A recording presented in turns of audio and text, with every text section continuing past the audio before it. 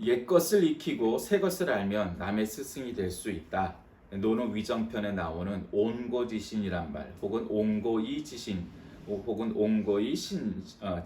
지신에 대한 그런 말의 어원이 바로 논어입니다. 오늘 저는 데살로니가 후서 2장 13절에서 17절 말씀을 중심해서 온고지신 이런 말씀의 제목을 가지고 말씀을 나누려고 합니다.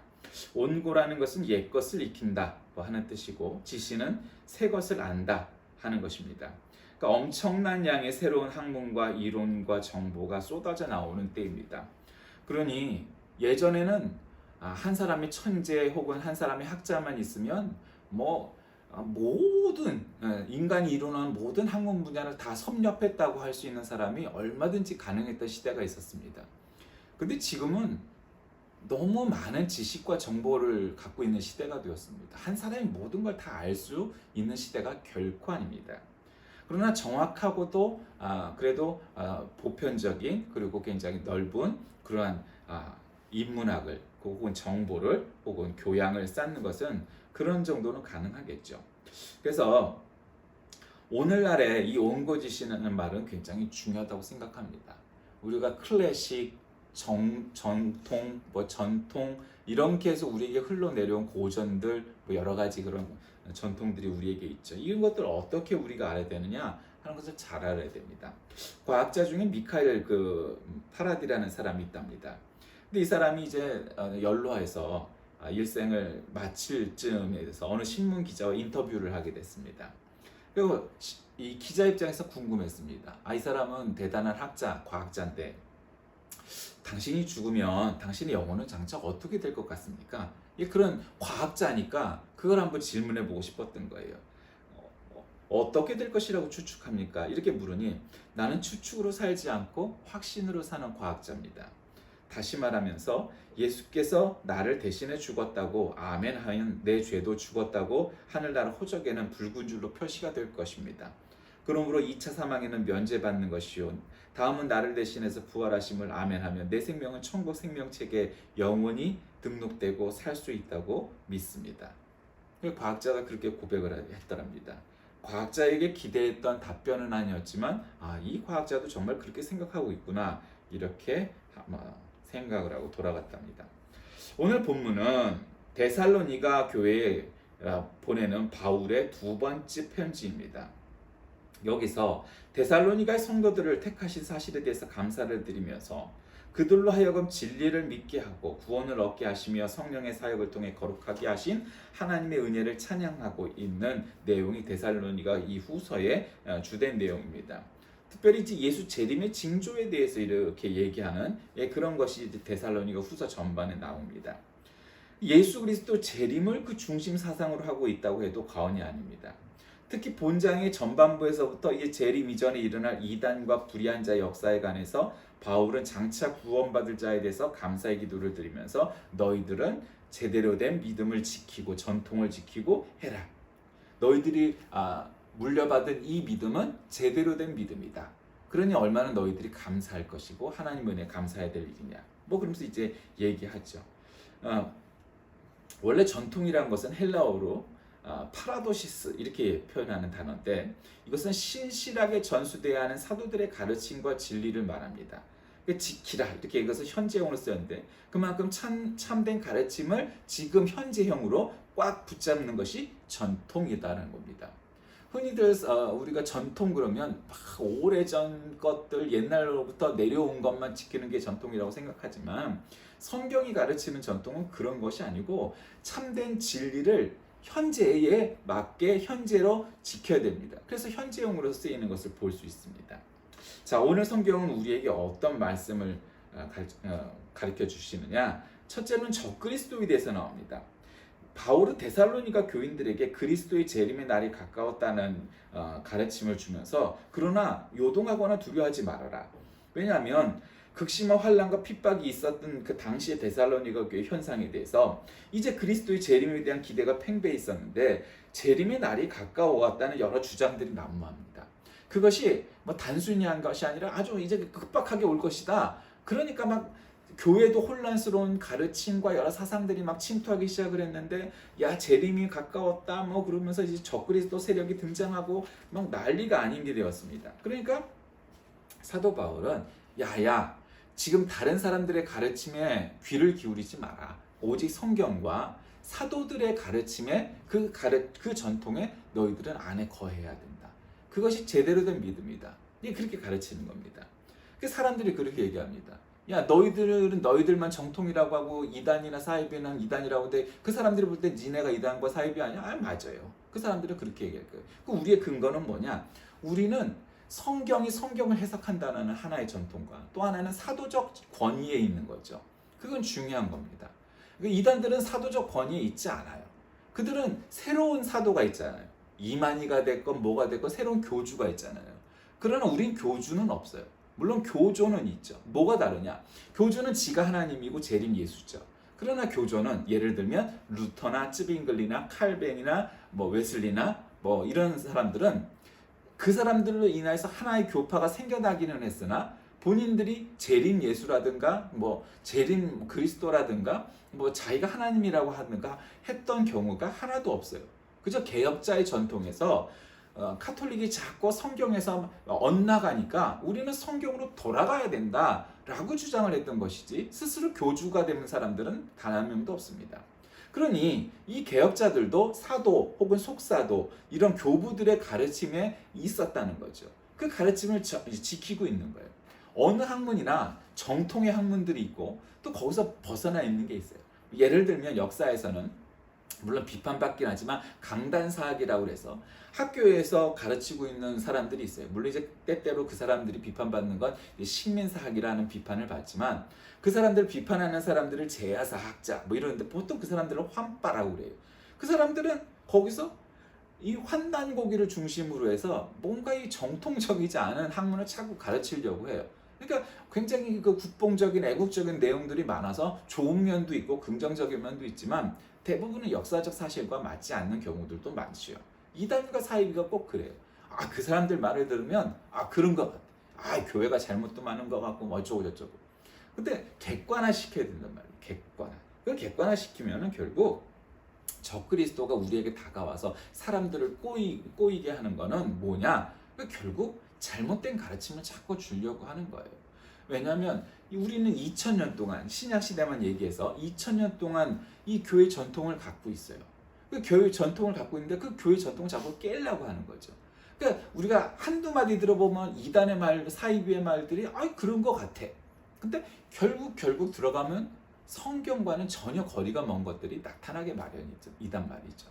그러니까 세상에 여태까지 얼마나 많은 사람들이, 많은 학자들이, 많은 수도자들이, 많은 목회자들이, 뭐 많은 이런 사람들이 성경을 연구하고 신학을 공부하고 해갖고 2000년 동안 쌓아온 업적이 있는데 그 사람들이 나보다 덜 똑똑해서 그랬겠느냐? 그렇지 않죠.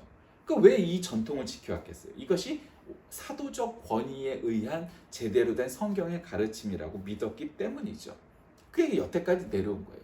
그러니까 어줍잖게 성경 한번 제대로 읽어보지 않고 제대로 신학 공부도 해보지도 않고 뭐 어쩌고저쩌고 주저리 하는 거 아무 의미 없는 거죠. 그냥 그건 아마추어리즘에 따라서 그냥 지 의견인 거지 그것이 뭐 어떤 성경적인 가르침과 교회의 권위와는 아무 관계가 없어요.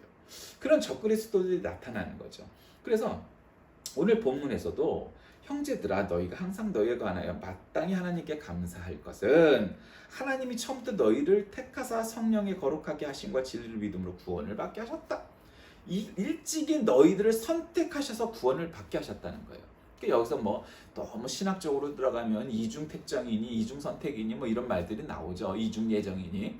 그러니까 이 칼빈의 주장인데 이미 구원받을 사람 다 구원받았게 다 이미 택하셨고 구원받지 못할 사람 다 그렇게 했다. 근데 논리적으로 보면 그 말도 맞아요. 교회 안에 있어도 구원 못 받을 사람은 구원 못 받아요. 그리고 지금 교회 바깥에 있다고 그 사람이 구원받지 말라는 법도 없어요.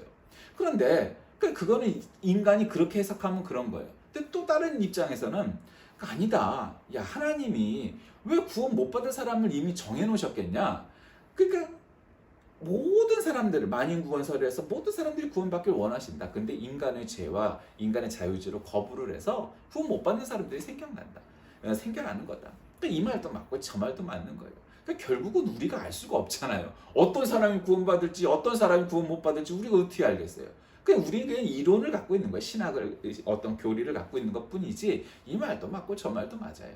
그러나 어쨌든 우리가 믿는 것은 특히 교회 안에서 거론할 것은 그거잖아요. 왜 교회를 세우시고 하나님이 자녀를 삼으시고 우리를 구원받게 하셨느냐? 우리를 이미 선택하셔서 택정하셔서 예정하셔서 우리를 구원받게 하시려는 은혜가 우리에게 있다는 것은 어느 쪽 교파라도 말할 것 없이 공히 인정하고 있는 바니 우리는 하나님이 선택하셨다, 하나님이 예정하셨다 하는 사실에 뭐 다른 의문을 제기할 필요가 하나도 없는 모든 그리스도인, 모든 건강한 그리스도인 그렇게 생각할 수밖에 없는 거죠. 그래서 예수 그리스도의 영광을 얻게 하려 하심으로 우리를 복음으로 부르셨다는 거예요. 그러니 너희들은 굳건하게 서서 말이나 편지로 가르침을 받은 전통을 지키라. 전통을 지키라. 여러분 전통을 지키는 건 굉장히 중요해요. 요즘 최근에 광고에도 그렇고 방송에도 그렇고 많이 나오는 국악 소리가 있었는데 이날치라고 부르는 그런 그룹의 범 내려온다 뭐 이 얘기예요. 여러분 범 내려온다가 어디에 있는 노래인지는 혹시 아세요? 그러니까 뭐 범 호랑이가 나오는 그런 뭐 판소리나 민요 뭐 그걸 찾으려고 그러는데 그렇지 않아요. 이 수군가에 나오는 대목입니다. 그러니까 이 자라가 이 용왕님의 부르심으로 토끼의 간을 구해오라고 나왔고 딱 보니까요 무태 이렇게 오르자마자 아이고 저기 호 선생이 온다 이렇게 토 선생이 온다 이렇게 말을 할 걸 멀리서 듣고 호랑이가 호 선생이라고 들은 거예요. 호 선생. 그래갖고 호랑이가 저기서부터 내려오니까 이게 자라가 깜짝 놀라면서 저기서 범 내려온다 했던 대목이 바로 그 이날치의 범 내려온다 하는 노래래요. 뭐 저도 뭐 그 왜 범 내려온다 노래가 뭔가 이렇게 봤더니 그렇다네요. 토 선생인지 호 선생인지 멀리서 들으면 발음이 비슷하니까 호랑이도 자기 부르는 줄 알고 뛰어 내려왔다는 거 아니에요. 어쨌든 그 노래와 그 팀을 보니까 아주 요즘 스타일로 말하면은 힙해요. 힙쟁이들이에요, 진짜. 힙스타예요. 왜 그래요? 그거 원래 오래전부터 있었던 노래예요. 근데 조금 변화를 편곡을 하고 조금 스타일을 변화를 주고 이렇게 하니까 한국 사람이 봐도 멋있고 외국 사람들이 봐도 멋있을 것 같아요. 그래서 아주 굉장히 유튜브에서 난리가 나고 인기를 많이 얻고 광고도 나오고 아주 떴어요. 그게 원래 옛날부터 있던 전통이잖아요. 우리의 소리예요. 근데 그거를 잘 다듬어서 현대적으로 재해석하니까 그것이 요즘 시대 사람들에게도 먹히는 우리나라 사람이나 외국 사람들도 멋있게 보이는 그러한 장르가 돼버렸어요. 이날치 스타일에. 마찬가지예요. 전통을 지키는 것은 굉장히 중요해요. 성경은 어느 시대 어느 공간에서도 바뀌지 않아요. 그건 아무리 뭐 똑같아요. 여러분 고전이라는 걸 왜 고전이라고 불러요? 뭐 로미오와 줄리엣이니 뭐 토지니 대지니 뭐서부터 뭐 죄와 벌이니 뭐 이런 유명한 소설들이 있잖아요. 노래도 그래요. 마찬가지예요. 시도 그래요. 모든 것들이 다 클래식이 있어요. 전통이 있고 뭐 그런 어떤 아주 그냥 텍스트가 된 아주 어느 시대 어느 공간을 막론하고 아주 고전화된 그런 클래식들이 있잖아요. 그런 명곡 혹은 뭐 명작들이 있어요. 그런 것들은 정말 시대를 막론하고 그런 아주 우리에게 클래식이 되고 우리에게 교과서 같이 보여지죠. 그러나 시대에 따라서 자꾸 재해석되기도 하고 변화가 되기도 하고 각색이 되기도 해요. 그렇다고 그 전통을 어기는 게 아니에요. 그러면서 자꾸 그 작품들이 새로 나오고 그런 것에서 모티브를 얻어갖고 또 다른 새로운 작품을 만들어내기도 해요. 우리가 전통을 지키는 것은 어느 순간에도 변하지 않아야 돼요. 그 전통을 지켜야 돼요. 그것이 바로 옹고지신 혹은 옹고이지신이라고 표현하는 그 말이잖아요. 옛날 것은 그대로 지키되 그럼으로써 그걸 지키는 것도 그냥 이것만 갖고 달랑달랑 그냥 붙잡고서 나는 오직 이것뿐이야 하고 내 손아귀에서 있는 것이 아니고 그것을 자꾸 재해석하고 현대화하고 그러면서 그 전통과 그 정신을 지킬 수 있는 것들을 함으로써 이것을 계속 지켜나가야 돼요. 500년 전, 1000년 전 이거하고는 1.1획도 변함이 없어 이러기 시작하면 전통 못 지켜요. 여러분 그 방식을 취하고 있는 게 어떤 사람들이에요? 기독교에도 근본주의자들이 있지만 이슬람에도 원리주의자라는 사람들이 있어요. 이슬람은 우리보다도 그런 사람들이 더 많죠. 지금도 하루에 5번 기도해야 되고 여자는 쓸 것을 가리고 해야 되고 음식도 뭐 어떤 것은 먹지 말아야 돼 구약 성경에 나와 있는데도 그대로 지키는 사람들이에요. 그 사실 자체가 나쁘지 않아요. 그건 뭐 지키는 게 뭐가 나쁘겠어요. 그러나 여러분 2000년 전의 형식을 그대로 지키는 것이 문제가 아니라 형식뿐만 아니라 그 사람들이 2000년 전에 정신도 지키려고 그래요. 그러니까 여자들은 운전도 하면 안 되죠. 그러면 잡아가잖아요. 종교 경찰이. 그래서 사우디에 요즘 개혁하려고 그러는 왕세제가 이슬람 국가는 왕세자라고 안 그러고 왕세제라고 그래요. 아들이어도. 그런데 어쨌든 그 왕세제가 개혁 정책을 하면서 이 왕자들 간의 싸움을 하면서 몇 명은 또 죽이기도 하고 뭐 그랬어요 이번에. 그러면서 개혁 정책을 폈어요. 그러면서 여자들도 운전할 수 있게. 그 여자가 운전하는 문제는 지금 시대가 어느 시대 21세기인데 이미 그건 다 극복했어야 될 문제 아니겠어요? 여자들의 정치 참여도 우리나라도 굉장히 빠른 거예요. 남자와 여자들에게 동시에 투표권을 준 나라가 세계에 많지 않아요. 제 기억으로는 아마 1900년대 초반에 뉴질랜드가 여성 참정권을 제일 먼저 줬고 요즘 민주주의 국가라고 하는 나라들에게서도 나오기 시작을 하죠. 그리고 요즘 북유럽 같은 나라에서는 어느 한 성이 다른 한 성을 넘어서지 못하게 뭐 이렇게 성별 할당제를 둬서 장관이나 국회의원도 뭐 50%, 뭐 60% 나라의 사정에 따라서 그렇게 정해두고 그만큼 여성 참정권을 확보하고 인정해 주려는 데도 많죠. 여성 문제뿐만 아니라 인종 문제도 마찬가지고 장애인의 문제도 마찬가지고 종교의 문제도 마찬가지고 결국 모든 카테고리가에서 어떤 사람도 차별받거나 혐오 대상이 돼서는 안 된다는 정신을 이미 뿌리 내리고 있는 거예요. 여러분 이거 잘 이해해야 돼요. 그러지 않으면 시대가 저 사람은 인종 혐오론자구나 뭐 이런 거 굴레를 씌울 수밖에 없어요. 오늘 한국 교회가 그 굴레를 쓸 수밖에 없는 상황으로 치닫고 있는 상황이에요, 사실은. 그러니까 현대화된다는 것은 그러한 문제들을 잘 극복하고 이겨나가야지 우리의 전통을 잘 지켜나가면서도 그런 것들을 극복해 나가지 않으면 결국 시대에 뒤떨어지게 되어 있죠. 그러면 결국 어떻게 되냐면 여러분 세계 보통 종교와 관계없이 보편적인 사람들이 뭐 중진국 이상 되는 개화되고 운명화된 나라에서 이슬람 사람들은 다 어떤 이미지를 갖고 있어요? 첫째로는 폭력을 좋아하고 굉장히 미개하고 그다음에 다른 사람들을 배척하고 그다음에 폭력을 통해서라도 종교를 갖다가 지키려고 하고 뭐 이런 이미지들을 갖고 있잖아요. 이슬람 사람들이. 그게 다 사실은 아니지만 그러나 그런 것처럼 치부가 되는 까닭은 뭐냐면 이 이슬람의 부정적인 요소들을 이슬람 전체에다가 씌우기 때문에 그래요. 그 전체가 그러는 건 아니에요. 그러나 그렇게 돼요. 그래서 이슬람 사람들을 보는 것만으로도 무섭고 저 사람들을 혐오하고 저 사람들은 우리와 같이 살 수 없는 사람이라고 생각하고 그렇게 만들어져 버리는 거예요. 그래서 결국 이슬람이 이런 정책들을 바꾸지 않는 한 이슬람은 자기의 생각에는 굉장히 많이 전도가 될 거라고 생각을 하지만 세상 사람들한테 굉장히 이것은 공격을 받을 수밖에 없는 요소들로 만들어요. 기독교도 이슬람화 돼가고 있는 거죠. 그렇게 이슬람처럼 똑같이 혐오의 대상이 되어가고 있는 중이에요. 한국 안에서. 그러한 것들을 이해하지 못하면 우리도 이슬람화 되는 거예요. 이슬람하고 똑같이 되는 거예요. 그렇게 비판을 받고 비난을 받고 혐오의 대상, 우리가 혐오를 하니까 거기가 혐오를 하는 거죠. 그런 대상으로 점점 변하고 있는 것들이 가까워오는 거다. 이런 걸 느낀단 말이에요.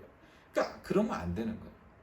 성경 어느 구절을 펼쳐봐도 2000년 전 이 팔레스틴 지방에서는 지금보다 훨씬 더 사람들은 보수적이었어요. 그리고 나와 다른 성별이든 계급이든 민족이든 종교든 뭐 장애인이든 나와 다른 사람들을 두려워하고 거리를 두고 배척을 하고 혐오하고 하는 부분들이 지금보다 훨씬 강했던 시대예요.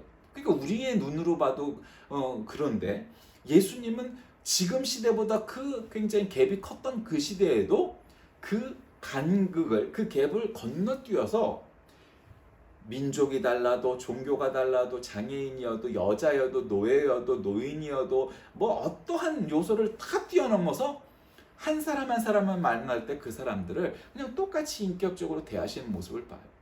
예수 믿기 힘든 거 첫 번째로 뭐 얘기하면 보이지도 않는 하나님은 어떻게 믿냐 뭐 이런 문제인데 사실 그건 극복하기가 어려운 문제는 아니에요. 근데 이제 두 번째로 가면 어떤 문제가 닥치냐면 결국 이 문제죠. 너는 예수님처럼 저렇게 모든 사람을 향하여 어떠한 거리낌 없이 어떤 전제 없이 모든 사람들을 저렇게 인격적으로 대하고 사랑할 수 있어? 어려운 일이죠. 사실은 모든 사람들에게 닥쳐진 숙제고 모든 사람들이 잘 해나가지 못하는 부분이에요. 야, 공산당을 우리를 그렇게 미워하는 그리스도와 교회를 그렇게 미워하는 공산당들을 사랑으로 대할 수 있어? 쉽지 않죠. 그런 문제들을 대하면서 그냥 단순히 공산당 타도 뭐 이거야 쉽죠. 뭐 타도 하는 거야. 뭐 얼마나 우리가 힘만 있으면 하겠죠. 문제는 그게 아니에요. 그 사람들을 하나로 1대1로 딱 만났을 때 예수님처럼 우리가 그들을 맞이할 수 있겠느냐? 그건 다른 문제예요. 공산당하고 교회하고는 절대로 양립할 수가 없어요. 그러니까 당연히 교회는 반공일 수밖에 없어요. 너무 옛날 말이지만 양립을 할 수가 없어요. 왜냐면 저 사람들이 우리를 아주 죽이려고 해요. 작정을 해요. 목사라고 그러면 다 죽어요. 우리나라도 공산화되면. 그럼 예수 믿는다고 해도 죽을 텐데 목사는 말할 것도 없죠. 그러니 아니 반공 아닌 반공이잖아요. 근데 문제는 반공하는 게 어려운 게 아니라 반공의 문제가 아니라 그들도 하나님이 사랑하시는 영혼이니까 예수 믿어야 될 거 아니에요. 그러니 목숨을 걸고 위협이 와도 지금 계속 이 북한에 선교사들이 들어가고 성경을 보내고 계속 그렇게 하고 있잖아요. 왜 그래요? 그들도 예수를 믿어야 하는 영혼들이기 때문이에요. 뭐 일부 뭐 사람들은 모르겠지만 이 주도적인 그런 지도층에 있는 그런 사람들 빼고는 다 예수를 믿어야 될 정말 사람들 아니에요? 그러니까 그런 사람들을 구원해내기 위해서예요. 그러니까 오늘 이 데살로니가 후서에서 사도 바울이 여러 가지 적그리스도적인 세력들과 여러 가지 가르침이 난무하고 있는 데살로니가에서 야, 너희들이 이 전통을 지켜라. 너희들이 사도적 권위에 순종하고 그 전통을 지켜서 그래야 너희들의 마음을 위로하시고 선한 일과 말에 굳건하기를 하시는 원하는 하나님의 은혜에 감사하면서 그래야 너희들이 이 믿음을 잘 지켜나갈 수 있다고 권면하는 바울의 가르침과 사랑이 나타나 있는 대목이에요. 그렇게 적그리스도에 대한 거, 그 다음에 이제 그런 어려움 속에서도 적그리스도나 여러 가지 이단적인 사상 속에서도 너희들이 오직 제대로 된 전통을 지켜서 하나님께 감사하고 은혜에 감사하고 하나님의 사랑에 감사하고 살면은 너희들에게도 좋은 날이 올 것이다. 소망이 있을 것이다. 이걸 잘 버텨내라. 이렇게 권면하는 것이 오늘 있는 이 데살로니가 2장에 대한 내용입니다. 그러니까 이 내용을 통해서 우리는 악한 자, 불법의 사람은 사단의 역사를 따라서 모든 거짓과 불의와 속임과 뭐 이런 것들이 결국 멸망으로 가게 될 것이고 하나님의 권세로 일한 하나님의 교회는 하나님의 은혜 가운데 모두 구원받게 될 것이다. 그리고 그 날이 머지 않았다. 그러니 누가 언제 이 세상에 종말이 온대, 누가 언제 메시아가 온대, 이런 말에 귀 기울이지 말고 너희들의 본분을 다하고 너희는 말씀을 배우고 기도하고 하면서 더욱더 너희들의 믿음을 지켜라. 이렇게 권면하는 내용이 오늘 본 말씀입니다. 말씀을 정리합니다. 세상에는 온고지신의 생각과 사상으로 살아야 될 것이 많죠. 우리들의 믿음은 그 중에서도 첫 번째 손은 가는 겁니다.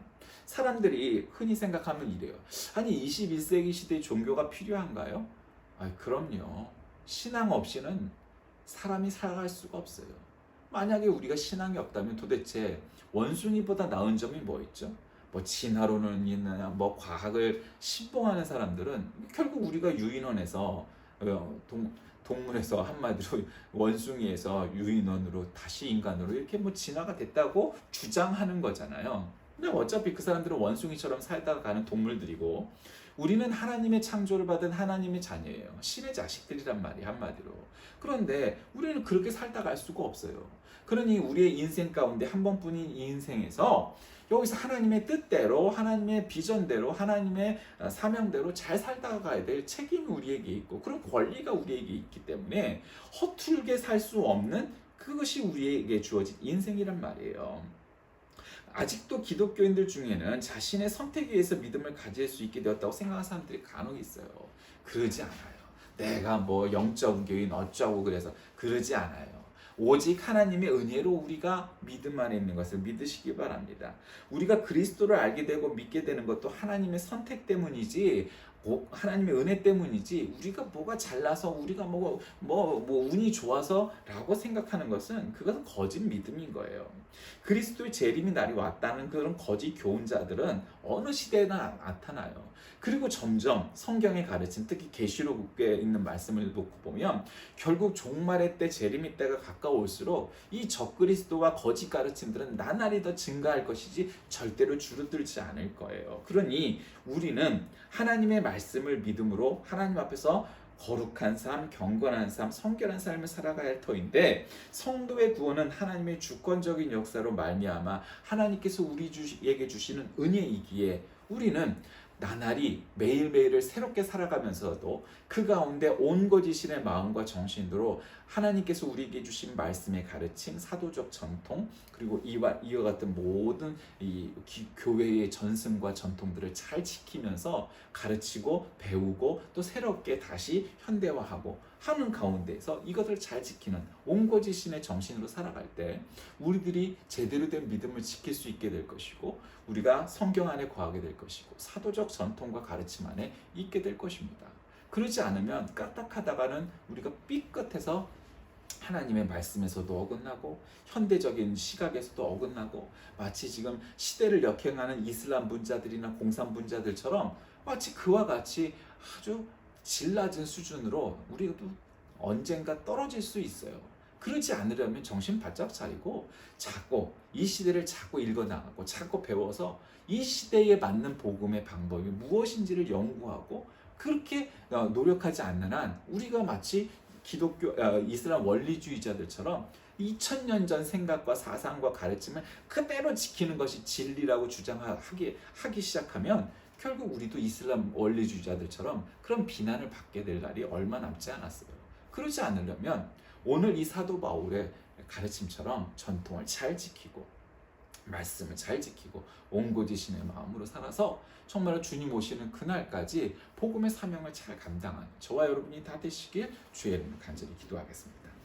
살아계신 하나님, 오늘 온거지신의 마음으로 전통을 잘 지키라는 데살로니가 교회를 향한 사도 바울의 가르침처럼 우리도 말씀 안에서, 성경 안에서, 믿음 안에서 잘 믿음을 지키는 저희가 되게 하셔서 땅끝까지 이르러 복음의 증인이 되라고 하시는 그 사명 잘 감당하는 모두가 되게 인도하여 주옵소서. 예수님의 이름으로 간절히 기도드립니다.